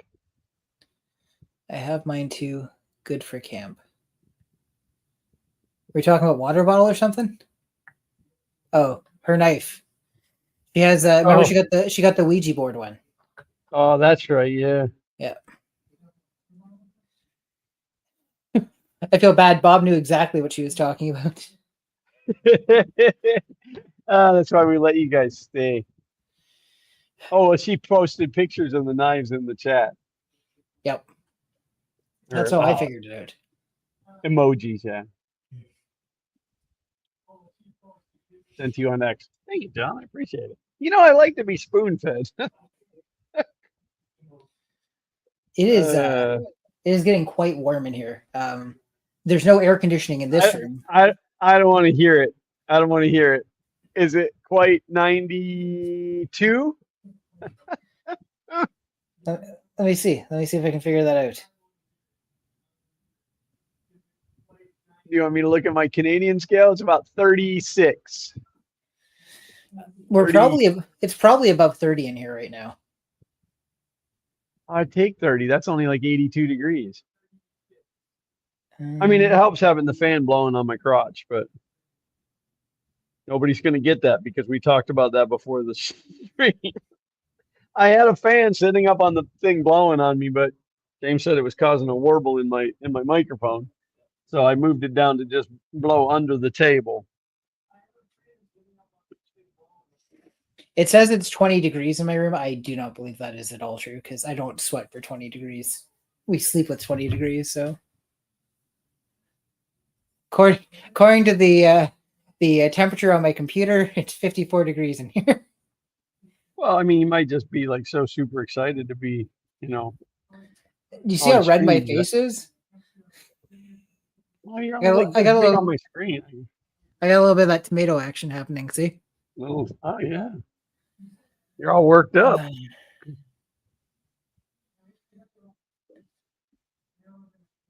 Kay's blowing up the chat. Open a window, not even closed. 19 outside. I mean, I could open the window here. Uncle Ron said his house is down to 84. I don't think I've ever actually opened the window in this room before. Ah, they're under the Casa name. Okay. Perfect. Thank you, John. Of course, the window that opens is the one that's behind my storage thing. So why is there no AC in that room? So we didn't replace a bonus room. We didn't replace the heat pump. We instead, for 1/10 to 1/12 the cost, picked up a couple of portable AC units. I gotcha. So we got a 14,000 BTU one on the main floor, and that's enough to keep the main floor at 20 during the day. And then we got I think a 12,000 BTU one for our bedroom, and that's enough. I have to keep looking up at my thermometer to do the conversion. So you're like, you keep it at 20. I'm like, what, 70 degrees? Holy cow. Humidity's been the biggest issue. They do great. They do absolutely great when it's just, like 35 degrees out and it's warm. No problem keeping things at 22. As soon as it gets super humid, spends most of its time dehumidifying. Yeah. So, well, I want to put a 5-ton mobile home unit in the garage. Once this wall is completed, I'll have a 5-ton unit for this 40 by 40. And the mobile home units, it's all in one big box. Like you don't have an inside air handler and an outside unit. It's all one unit. So your return goes right to that unit, and then your ducting has to come in. And then they sell a ductwork that's like a cloth bag, and it's got holes punched in it. And I'm just going to run that right down the middle of this, and just cascade cool air down on you. That makes sense. Yeah. The problem, like the AC unit's only like, I say only, but it's like $3,500. Not terrible. The problem is I really need to insulate this 40 by 40, and that's like $15,000. So that's my big fight. We started looking at replacing the heat pump because there's no ductwork in the house, so we can't do forced air. And as I went back through the images of the house on Google Images, I realized this isn't the first heat pump that's been attached here. So the current one was 6 years old and it died. And they had one previous in this area. Heat pumps weren't really prevalent, 15 years ago. So I'm like, right. It's had two heat pumps in the 5-digit, the 5-digit realm over the course of 15 years or less. So we can put the money into it, we can replace it, but it doesn't seem very reliable for us. So, well, I was going to bring up the same thing that John just did. The mini splits. Did you look into like the Mr. Cool mini splits? Like you got the small unit goes outside, small unit goes inside. You literally just drill one hole through the wall. I mean, it's a hole saw hole, but it's already pre-charged and everything. We did not look at any of those. All the ones we looked at, we were going to need somebody to come in and do the installation. The one that was here was a 3-zone mini split. So there's one in the spare room, one in the main bedroom, and then one on the main floor. So that's the one that's dead right now. But yeah, we were looking at like 15K. I don't know. I mean, again, because you're over the border, like I don't know if regulations there are different, but like I can buy a Mr. Cool. There's other brands too, but Mr. Cool is probably the most well-known one. But it, I can't remember if you have to vacuum it down or not. I don't think you even have to. I think it's already like under vacuum and everything. So you drill like a 3 or 4 inch hole saw through the wall, and then you run the line set in there, and you connect it together, and then there's like a valve or something in it, and then it's done. It's charged. So there is a Mr. Cool Canada. Yeah, if you search it on YouTube, there's 100 million videos of people doing it. And some of the, like if you watch some of the videos, you're like, wow, if that guy can do it, a monkey could literally do it. I mean, there's one video that I watched, and the guy was wiring it up, and I just cringed through the whole thing. And I thought, well, he lived to upload the video, so. Yeah, it looks like $3,500 would have given us a unit that does the 3 zones. So that might be something you want to think about. Yeah, I'll get a couple of years out of these, but when they start to fail, maybe we'll look at. Yeah, because we need one that'll do down to minus 30 or whatever as well. Is the other side of it? Yeah, I forget it gets a little chillier there. It does. It gets pretty chilly here. Sometimes here it gets really close to 30, but just regular 30, not just that. Regular 30. Yep. Just like but you're talking about negative 30 on the C scale. Yep. Which is negative 20 here. It's pretty chilly. Yeah. We're not the outdoor boys here. It was negative 40 with the wind chill factor my last year in Minneapolis. So, but I was young and I don't really remember. So, okay. So it's we'll hit 40 degrees Celsius in late July and August, and then the air also be thick with humidity. Oh, I can relate to the humidity. It's my humidity rate now is, I can't see that scale very well. Let's see, 10, 20, 30, 40. It's 50% in here right now at this time of night. So what'll happen here is like it'll be 100 degrees outside, and then the thunderstorms will roll in and it'll drop like 10 degrees. Yeah. But the humidity will climb to like 100%. Like, I mean, it climbs way up there. And then it'll only rain for like 30 minutes and the storm goes away.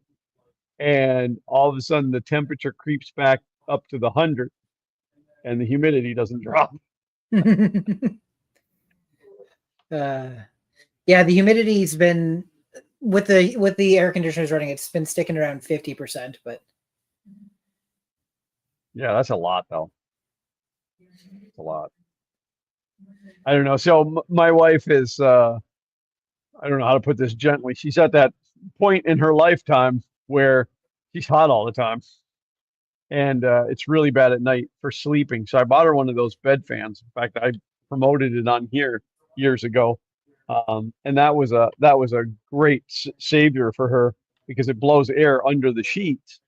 Well, I freeze to death at night. So we now actually have separate blankets.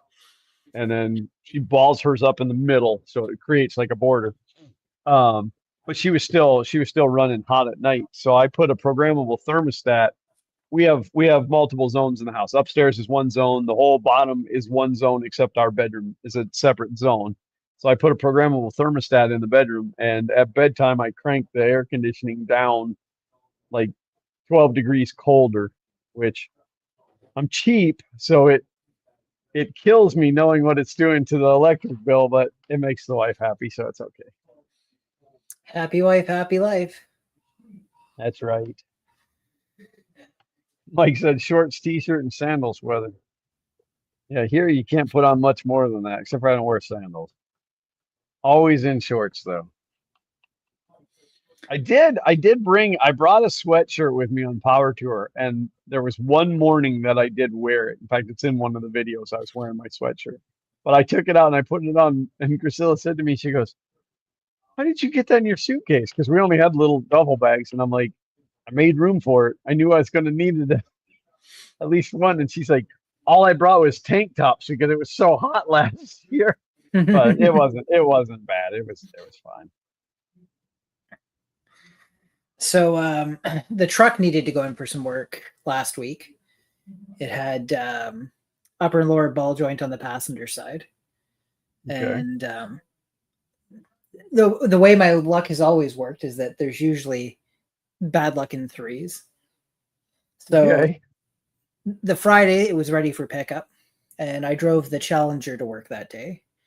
I go out to after work, I walk out and start it. and I can hear there's an extra sound coming from the power bar. So that an extra like something sounding like maybe it's working harder than it has to or whatever. I tap the gas and the pitch increases and then it falls back off. I can tell it's not coming directly from the engine. So I'm like, okay, it's something that's being driven by the utility belt. So could be the water pump, could be the alternator, could be power steering, could be the AC compressor, could be the tensioner. So I crank the wheel left and right, and okay, power steering sounds fine. So got to watch for it either overheating on the way home or dead battery on the way home. And so I drive and I get 3/4 of the way home and bing, bing, look down the charge light for the batteries on. And I'm like, oh, that narrows that down. Oh. So my brother is the manager at the shop that I get the truck repaired at. He goes, how's your day? I go to pick up the how's your day? I'm like, well, the alternator on the Challenger went today, so kind of glad I'm getting the other vehicle back so I can keep going back and forth to work. But we were laughing because so then there ended up being something else with the truck. It's taken care of now. It was something small, but we currently have 3 vehicles, all older vehicles. The Forester is our newest vehicle, but has 250 or 242,000 kilometers on it. So it's getting up there. And then the Challenger's a 2009 and the truck's a 2014. So, basically everything's a decade older because the 2016 Forester's built in 2015. So like, how did we in one day go from having 3 vehicles to 1 vehicle? Hey, listen, I feel you. I own 16 cars. I own 16 vehicles. And we were at a point where I didn't have anything to drive. I mean, Priscilla's car still runs. Yeah. Hers is a 13, which is it's technically the newest one we own. I've acquired a Chrysler Town and Country van that's a 15, but I acquired it because it's got transmission issues, so I couldn't drive it. But I literally had no car to drive. In fact, I borrowed a work truck for a few days to have a car when I needed one. But and then I got this thing back running, so like if I got to go somewhere, I can go in this one, because the Fummins isn't done yet. Yeah, that sounds right. If the Fummins were done, like if it was completed and drivable, it may have run into some weird transmission issue that seems to have resolved itself.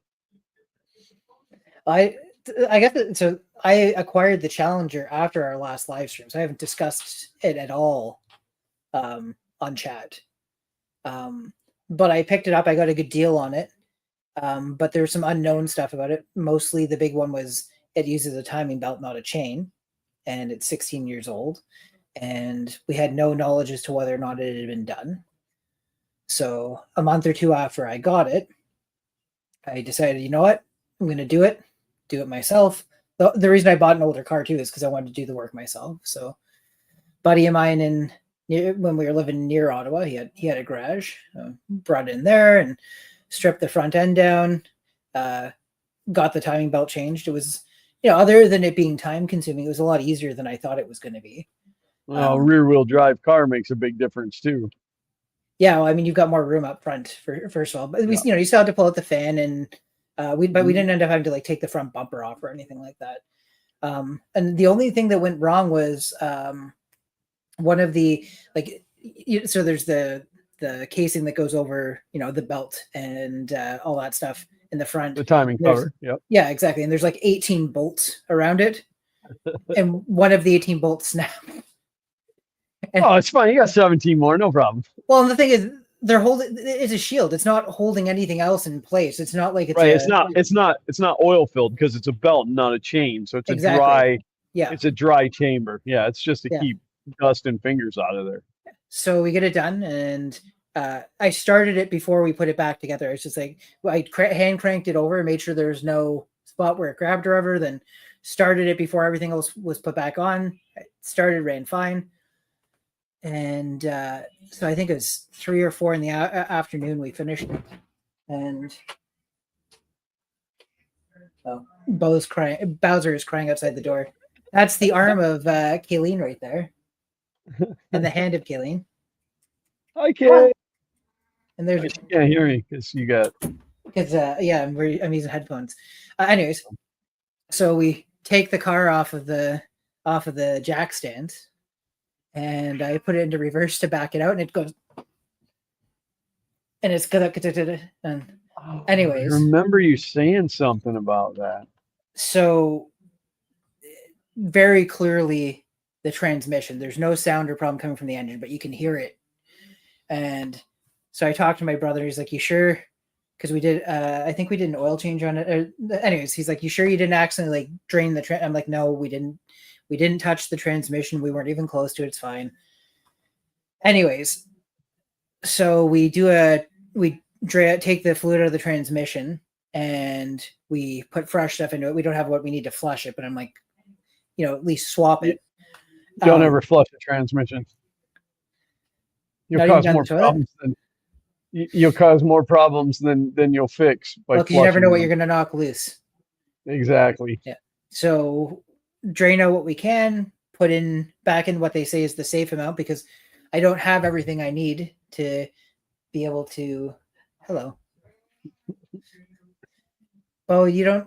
Oh, this is gonna end up badly for me. I guarantee it. I was kind of hoping my cat would come down here, but I don't. She's probably out hunting now. But so we do that, start it and put it in reverse, and it's still doing it, but not as violently. And when we drop the pan, there's a magnet. There's not anything other than the regular type of shavings you would expect to find in a car. Yeah, you get a little bit of that sludge on there. Yeah. Absolutely. Yeah, exactly. But it seems to rectify itself after 4 or 5 minutes, so that's fine. And it's been fine. Like there's just a little hard shift into first occasionally, like not super terrible, anything like that, just a little kickback onto it, or sorry, from first to second. But when I moved up here, my brother said, "Well, why don't we change the transmission fluid and see what came out of it?" Like not a flush, but there's a chunk of metal like that long, like a solid piece of metal. No idea exactly where. Obviously, it came from the transmission because it's in there. But so I think what happened is it was probably sitting in the bottom of the pan, and when we started moving things around to do the timing belt, it probably got knocked loose, fell in, and then what it was doing was it was sitting somewhere in the transmission. It was the knocking was when it was like getting in there, and eventually it worked its way loose and fell into the pan, because the second time it's sitting in the magnet. So weird. But nothing's gotten any worse since then. Not that it sees a lot of mileage on it. It's only got 135,000 kilometers on it, I think. Yeah, so. And I was wondering, like, maybe if you had like knocked a crank sensor or a cam sensor loose, and then it didn't know where the motor was timing wise, because the newer cars and all the wires and all that newfangledy stuff is so hard to deal with. Well, this one wasn't too bad. You can tell by the fact that it had a timing belt that it was before things started getting real complicated. But, yeah. I don't know. I mean, there's still a lot of cars that have belts. I mean, I know a lot of them have gone back to chains. Now, Xander's 06 Nissan has got a chain. And when you first start it up, you can hear that it's time to change it. And I know a lot of people right now are thinking, holy crap, then change it. The problem is it's over $1,000 my cost just for the parts to change it. Yeah. And on a car that's 20 years old. Yeah, it's not worth putting another $1,000 into it. Xander's driving. Xander has graduated school and is out in the workforce. He's old now. Wait till you see him. He's big and gangly. Oh, he was small and gangly before. I tried to get him on the stream with us tonight, but he wouldn't do it. So Zach. So I mean, when I said Zach was 14, and you're like, he's 14 now. So our plan for Power Tour next year is to have Xander's Mustang running, the one that was sitting over here. Now it's over in the welding bay. That's never even seen a welder, but that's where it's going to be. So we're going to get him running, and then next year for Power Tour we'll have 2 cars, and then sometime very soon in the next few months, I mean, I'm already looking right now to find Zach's first car, which he wants a 70s Ford pickup truck. So I'm going to find him a 70s Ford pickup truck, and we're going to have that running for Power Tour 27 because he'll be old enough to drive. He'll be 16 years old and going on Power Tour. But they It'll were be fun babies for you when we guys. first met. Yeah, it's been a long time. I mean, eight years. Yep. Crazy. Yeah. I wonder if I can. Oh, I was gonna see if I could show people the Challenger from here, but you can't see it through the window. There's a secondary roof underneath that comes off of the garage, and it's enough that. No, then you built your studio wrong. I like to have my studio with my cars right in them. Well, this is the first time you've done that in 8 years. So. Anyways, so I got to replace the alternator on it, which is going to be almost as much work because it's a lot of the same process of replacing the timing belt. Just 17 where is the alternator located on that engine? Don't quote me on it. I think it's so if you're like face down, I think it's like bottom right. Okay. But you can't get it from underneath. Did I send you the manual for that car? You did, yes. Okay. I don't know if we can get it from underneath. I don't. So the garage I have isn't big enough for me to work on the car. It's good enough. It's big enough for me to store it during the winter, and our driveway is sloped, so there's no good way at my place for me to get it up on things and get underneath it. But yeah, we'll see. We'll see. I'm pretty sure I can get to the front, and I'm stubborn enough that I'll do it so I can do it at my own place. Yeah. Well, I hate to admit it, but I can remove and replace the alternator in this thing in about 10 minutes now. You open it up, there's no engine, there's just the alternator hanging there. It's I've done it enough all of a sudden that yeah. All seems to be good now though. I looked up the stats on the alternator that's on that engine. First of all, it sounds so the engine was used for other vehicles, but I believe it was only used for the Challenger in the 09. They dropped it after that. Not necessarily anything wrong with the engine. It had been around for a while at that point. But anyways, I forget where I was going with what I was saying. You looked up the alternator. Oh yeah, I looked up to see what the life expectancy, and it's like 10 to 12 years is the typical failure point. So getting 16 out of it. Yeah, you just never know. You just never know. Yeah. Like, I mean, it's got consumable parts inside of it, the motor brushes. Yeah. And it gets hot and cold, hot and cold, hot and cold. You know, like, yep. You don't know. I had to replace the one on the Fummins. That was my original Ford alternator. So that thing had less than 77,000 miles on it. And it literally melted the rectifier bridge. It just gave up one day. Yep. Now it's got an O'Reilly's alternator on it. I have a video that is fully edited that's on the Challenger because I put 3D printed parts on it. I designed a 3D printed bracket that would go through the grill at the bottom right corner to hold the license plate, so I didn't have to drill it.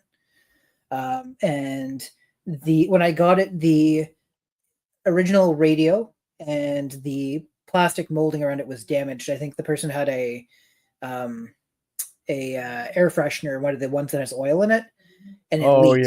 Yeah, and there's just a straight line down the middle. So it did damage to the plastic to the point where it's not even that just the color. There's like you can feel the indentation.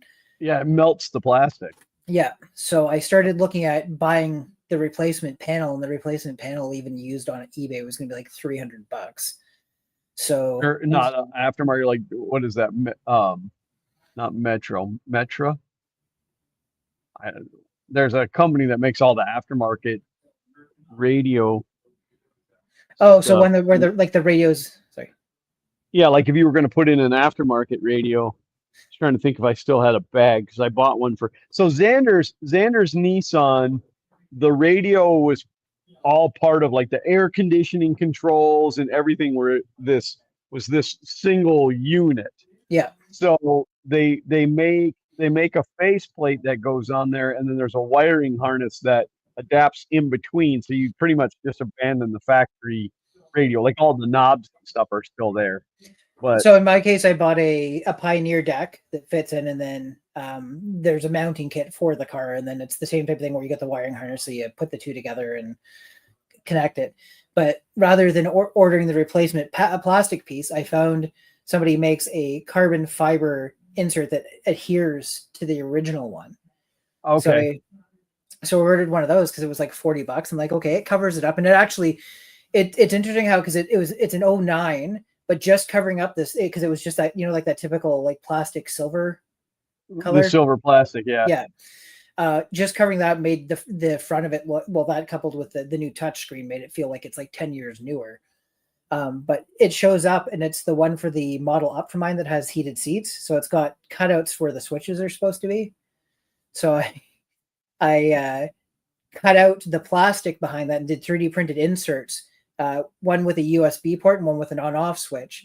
And I've got a subwoofer in it, so the on-off switch kills the power to the subwoofer, and the USB port connects to it, so I can mirror the display from my phone onto the touchscreen for GPS. Nice, so nice. So it's what filament did you use to print those? I used a black PETG. I don't remember what brand it was, but it's been in it for a full year, so it's been through the full range of Canadian temperatures, and they're still in there solid. Yeah, I want to do more testing, here in the Florida, because I mean, like when it's 100 degrees outside in the Florida sun, it'll get 117 to 120 degrees inside the car easily, Fahrenheit. So 50 degrees. Joe Max says, see if they make an iData Link integrated adapter for that car to still control the factory stuff. So the thing is, the way I did the controls for the AC and everything are underneath, like there were dials. They're still underneath there. So I didn't lose anything. The original radio looked like it was from the early 80s. It was like it had a CD slot, and it's got like the 6 buttons where you can go between stuff. And it's got a like pickle green display, like a calculator display for the time and date on it. And it had an aux port on it. And I was like, although I will say the original deck audio quality was better than the Pioneer one that I put in. And I don't know if it's just because it was better paired with the speakers or anything, but like the audio quality is like not severely diminished, but when I was going through aux, it sounded more robust, like more range than the Pioneer deck, which is why I added the subwoofer, because the first thing I noticed with the Pioneer deck is there was no low end, but it's designed to have subwoofer output. So I heard a subwoofer off of Amazon for like $80. Yeah, I did a kicker underseat in this thing, 10-inch underseat, which made a big difference. But in that Pioneer deck, like, did you go through all the settings and like tweak things? Yeah, I've played with the equalizer on it, and then there's like loudness boost and stuff like that. It sounds good. The other one for whatever reason sounded just a little bit better, even though but no factory speakers. Yeah, I might eventually upgrade it, but my brother's kind of said, I'm wondering if it's a situation where like the factory speakers are 2-ohm speakers, or like like an odd resistance or something, Yeah, and it's not the right deck to drive it type thing. Yeah. But the subwoofer was super easy to install because all I had to do was run the remote switch and the like the channel speaker back, because the battery is in the trunk. So wiring up power to the subwoofer was like a 3-foot drop. And it's factory in the trunk. The battery is factory in the trunk? Yeah. Interesting. Well, the battery's like that. Oh, yeah. I know the one that you speak of. Yeah. It's got boosting points at the front, which is nice because no matter how you park it, if the alternator goes dead, like that ever happens, you can boost it from either direction. Yeah, that Town and Country van that I acquired, like the battery that's in it's pretty new, but it is massive. In fact, it's bigger than the Fummins batteries. Like it's just huge. And I thought, why would you need? It's only like a 6-cylinder too. Well, yours is too.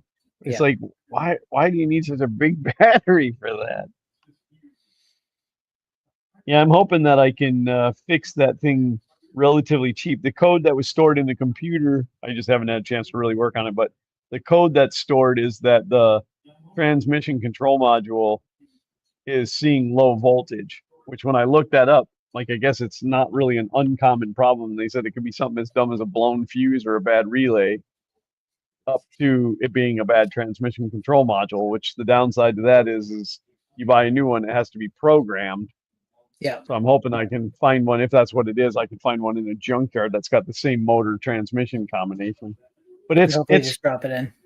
yeah, it's like super deluxe. It's got the TVs. It's got the Well, but that's why it's got the bigger floor. batteries. The That could be entertainment just system. because the amount of electronics in that thing.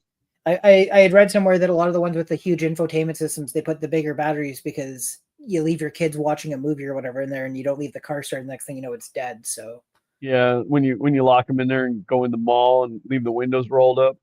Yeah. All right, that was a bad joke, but hey, it's my channel. What do you care? that's right. Well, I think I'm a little more laxed on mine than I used to be because I don't have kids on my channel anymore. All the kids that watched our stuff are probably grown up now. Yeah, they're all grown up. Kills me. What do you think Thomas is up to? I told him I'm going to say not long ago. It's probably been a couple years ago, but well, he had like just resurfaced on X, Twitter, whatever it was at the time. But yeah, I mean, he's the same age as Xander, so that's how I kind of gauge where he is in life. So, but when Pooch posted a picture on Facebook the other day of his Zach, that one blew me away. Makes you feel old. It does. Well, pretty much everything makes me feel old anymore. You know what makes me feel old? Getting up in the morning. Well, just getting out of this chair will make me feel old. So. Well, we made it to 9 o'clock. Yeah, I'm a little sleepy. I don't know because I don't have the regular. Oh, I say that. Maybe I do have the regular chat open to see. No, I can't see. I was gonna say you have to tell me because it's not my channel. Yeah, there's 9 people that stuck it out to the end with us, which is greatly appreciated. And I'm sure that I've missed some people saying goodnight. I'm sure that people didn't just leave. We have there was a couple of new names in here tonight, which was pretty awesome. But I mean, we have nowhere to go but up. True. Bob Carn says that his nerves make him feel old. His nerves? Yeah. John X says, I got a Victron DC-DC charger and a Life PO4 running other stuff in like my T-Mobile home internet in the car. I built a battery bank with 3 8 amp hour Life PO4s for the cottage here because we have no electricity up there. It was the I asked my mom, do you want me to put a solar setup together of some sort for the camp because there's no electricity up there and the lights are propane. So you light the propane lights, but then they're throwing heat. So like when it's already, 30, 32 degrees up there and then you put those on your push, most of the time we would sit in the dark. So she said, yeah, I'd like to have electricity up there just to run a couple of lamps or whatever. So, 300 watt inverter, 3 8 ampere batteries and 100 watt solar panel, more than enough for the 2 hours or 3 hours a day we need light. So then I start talking to my dad and he says, what would be nice if we could have a toaster up there instead of having to cook the toast on the propane burner and stuff. So I'm like, heat of any type is the worst thing to try and run off of this because you can light a room with it. Yeah, it's wasting electricity is exactly what you're doing. That's how you're generating heat is you are wasting electric. So then he says it would also be nice if we could run our Keurig up there. So I'm doing the math. Okay, here's how long it takes to toast toast. It's a 1500 watt element, and like the Keurig uses X number of watts to heat the water, and then it uses X number of watts. I'm like, okay, so I get this, and I'm drawing a blank on the brand, but anyways, it's a fully contained. It's a 100 amp hour battery with the charger and the inverter and a DC out plug and stuff built into it. And I end up staying on sale, but it's the battery is the expensive part of a solar battery setup. So I get that, and then I get I get 400 watt solar panels so that we can run. I think they're 18 volts each, so we're running two in series, like two sets of series, and then in parallel. So that Okay. So because putting the four of them together in series would bump the voltage up too high, even though it would drop the amperage. So I tailor everything to the maximum amount of voltage we can bring into the battery charger and everything like that. So I get this all set up, and I get it all up and working. And then my dad passes away. And my mom That's says, so rude. That's so rude of him. So we're talking to my mom, and she goes, well, can you return any of the stuff that you bought? Because all I ever really wanted was the lights. Yeah, but now you can burn more lights for longer. That's true. We were out there last weekend for the day, and we had the lights on for 3 or 4 hours, and it used like 7% of the battery. Yeah, I looked. They've been advertising those here. They started advertising them real heavy back in like October of last year. Like for some reason, right before November, there was a lot of like prepper stuff on TV. Yeah. It's tradition. But so I was looking at, and they had like a buy one, you buy the set, you get an extra solar panel and stuff. But like after I priced it out, I can put a propane generator on the house, like, and run the whole house. Yep. So, yeah, if it wasn't transporting fuel and stuff up there, because that's the thing is like, right. No, here I would have a truck come and fill the tank up. Yeah. And like the camp currently runs on propane, and it's like 150-pound tanks, so that like they're this tall. But a generator would go through that pretty. And we have I think a 3,500 watt like regular gas generator up there, but so. Yeah, I have a portable. I say it's hard to move. It's heavy. Doesn't have wheels on it. One of these days, maybe. But it's just like I move that. I usually put it in the back of the pickup truck and pull my tonneau cover almost all the way closed, and then I made an exhaust pipe extension so it comes up out of the truck. Because at the point we lose power, it's because we were in a hurricane. Yeah. So, like, obviously, I'm not out there during the hurricane. That would be dumb. But the next day, power's out, whatever, and then I just run a cord in so I can run the refrigerator and a couple of small things. Like we don't try to run the whole house. I think mine's a 7,000. Oh, that'll do it. Because then you've also got your 220 volts out, or 200. Yeah, it's got a 220 plug on it that I've never used.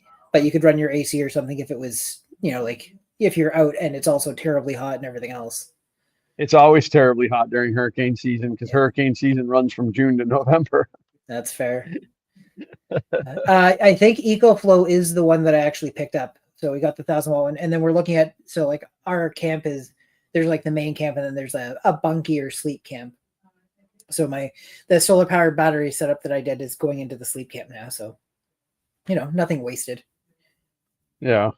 Yeah. I looked at getting like a whole house solar, because here in Florida, they were pushing it real hard. Like, oh, you can get solar with no money out of pocket.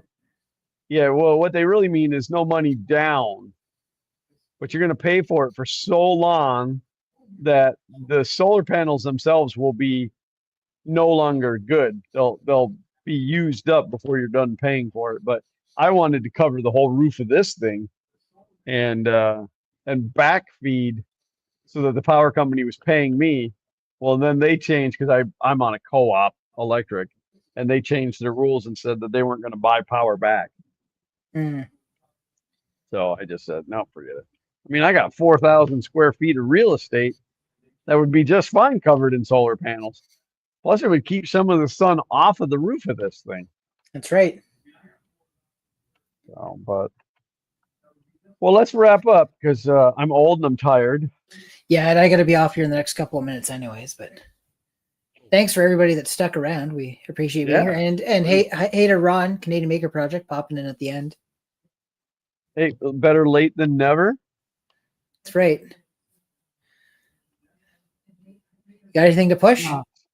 It's just so funny. It's so funny seeing some of these names because I don't think I've seen Ron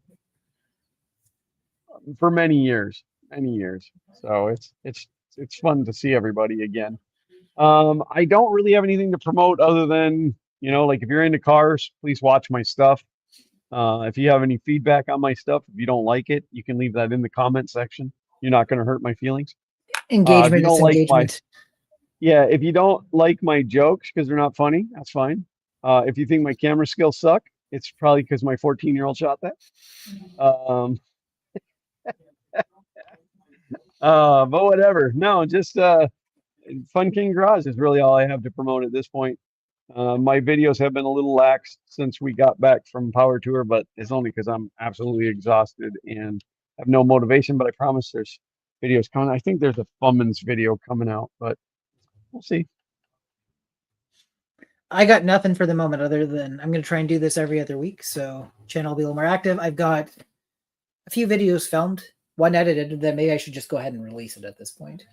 I didn't release it because I had a company reach out and say, hey, we want to sponsor your next video. I sent them the edit, and they said, yeah, just put an ad in for us.